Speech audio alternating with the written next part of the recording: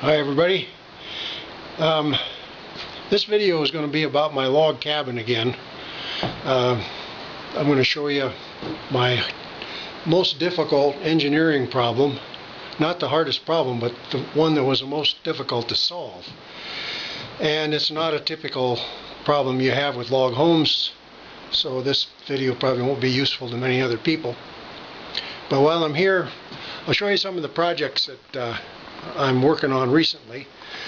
One is to get my ceiling done, putting the pine boards on there, because I've had, I don't know if you can see it up here, but I've had a pine squirrel get in between my rafters, and I had to build a sheet metal valve up there to keep them out and to get them out if they got in, and that's been successful. But the ultimate solution is to get all the ceiling boards in, and then they won't have that access.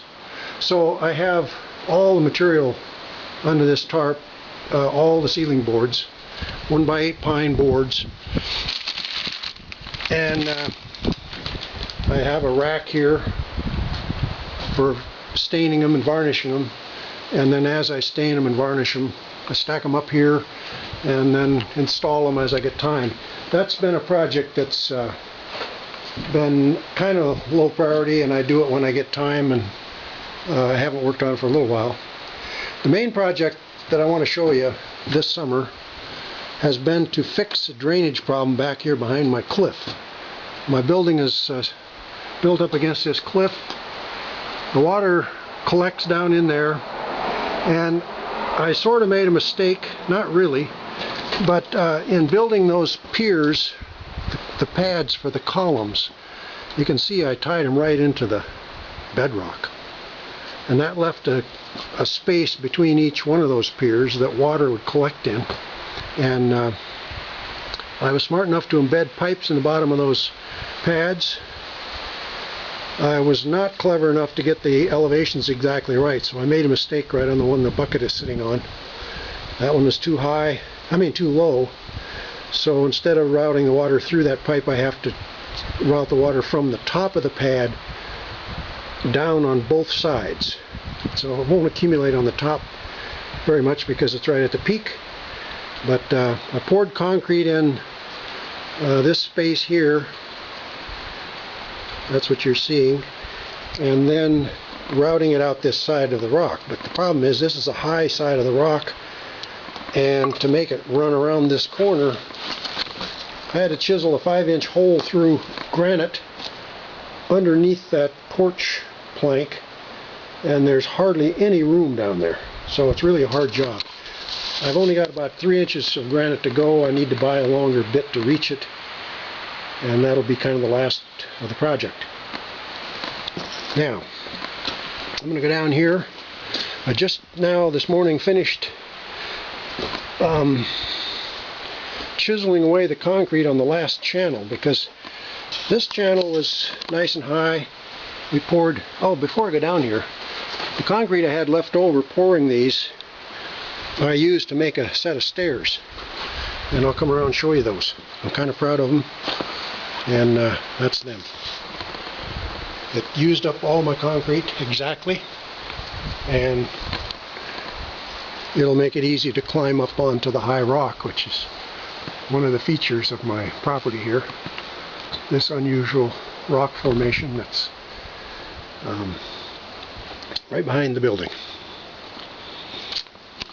Okay, we're going down, and I'm going to do an experiment of dumping 10 gallons of water in that channel right there and watch it run through the pipes and through my system. Got to get my body down here into the... Have to be half a mountain goat to work on this project. But I'll show it to you before I dump the water in. Here's the first basin, and this drains into that hole under the pad right there. Then it comes out and runs into the next basin, and the next basin is so close to the bedrock there's not room for concrete. It would only be just a little skim of concrete, and I had to chisel that out with a Bosch Bulldog chisel, and I will fill that with, or pack it with bentonite clay. So this one drains into this channel, then it drains into this one, and this water that's in the basin of this one is left over from a couple weeks ago when I did the test. And it's kind of gratifying that the water's still here, because it means that it doesn't leak. It's not going into my crawl space. And I did a lot of chiseling right in here this morning with my Bosch Bulldog that's still laying there, and the rock to make it go around the corner. So it goes around the corner here and away from the building, and keeps my crawl space dry. That's the plan. So right now we're at the back porch looking through the logs. Now let's go back. I'll dump the water in and we'll see what happens.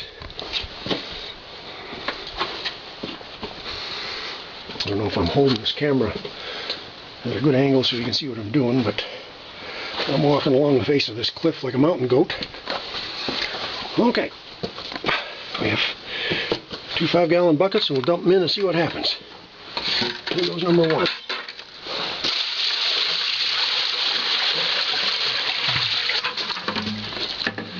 The water runs in, drains out of this basin pretty nicely, runs into the next one, and it sort of uses up 5 gallons to do that. I'll put in 5 gallons of bentonite, and that way fill up that space over there. Now I got the second bucket.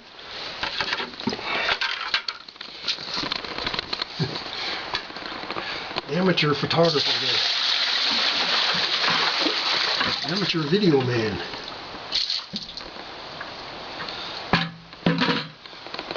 Amateur log home builder. Okay, now let's have a look and see. And it is running all the way into that last basin. And is running around the corner of the building just like I want it to. And this should disappear down the hillside. Running very nicely right down around the corner. What this test is going to do is show me the high points. So when the water drains out and levels off, I'll see if any of the high points need to be knocked down to lower any of the pools. If not, I'll just fill the pools with bentonite and we'll be done. This right here was the very last problem area, and if it's sufficiently low, meaning that it's about the same elevation as the corner, which is the limit, I will be done.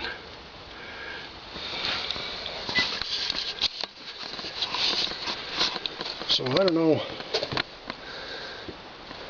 how much time we have left on this video, and I think I'll close it off here. Say goodbye to you. Thank you for watching, and make sure that if you're interested in the log home at all, check out paulandellen.com. That's where all the information, pictures, narratives, diagrams, you name it, are all on that website. The YouTube videos just have a sampling now and then of some video I happen to do like I did today. But check out the website if you're interested, paulandellen.com, spelled out paulandellen.com. And leave me an email if you got anything to say. Thanks. Bye.